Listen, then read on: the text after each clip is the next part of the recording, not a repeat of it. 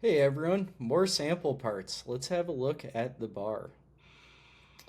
So right away when we open up the bar with using our sample aluminum inch cut config, which is representative of a standard set of end mills that are likely to live in the tool changer at most machines, we can see there are some features that we can't machine, shown in red.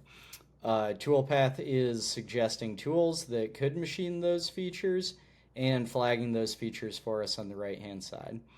I want to go through this example actually rather than the overview tab in the setups page. One of the keys to Toolpath is being able to scope these jobs effectively based on the capabilities and the tooling you actually have in your shop. And I think the setup shows a good example in this. So the first thing I notice in the setups is that we have 4 setups, and I really think I could do this part in 3. So let's look at why that is. When we look at setup 1, we'll see the red markers for unmachinable features. We can see our through pockets, of course, here. If I click into one of those, I can get some details on the feature. And if I really want to understand why none of my tools were eligible to machine this geometry, I can click this magnifying glass next to roughing tool. So let's click that. I'll see a couple of Kenmetal tools from the recommendations library that would work for this. And with my tools, I'll see either insufficient length below holder or diameter too large messaging, which is going to tell me exactly why none of my standard tools that are in the machine in this set of end mills can machine this feature. Let's go back because I also noticed some red next to walls there. And let's have a look at that. So wall 1 and 3 are this slot feature, which of course we'll need to find a key seat cutter for.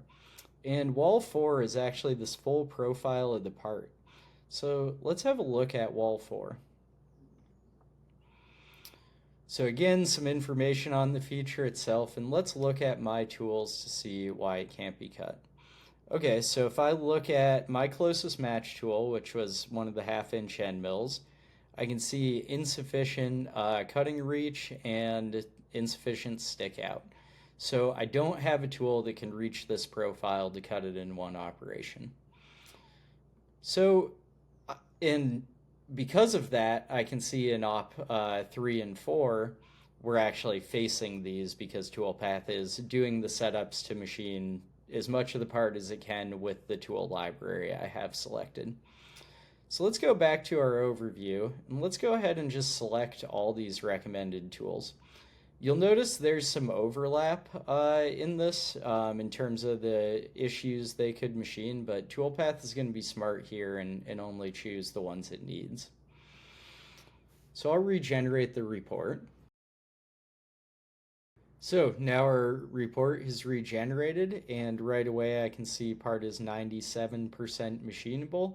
Our tool recs are enabled. We'll still need to figure out something for this slot feature. I'll give a challenge to the community.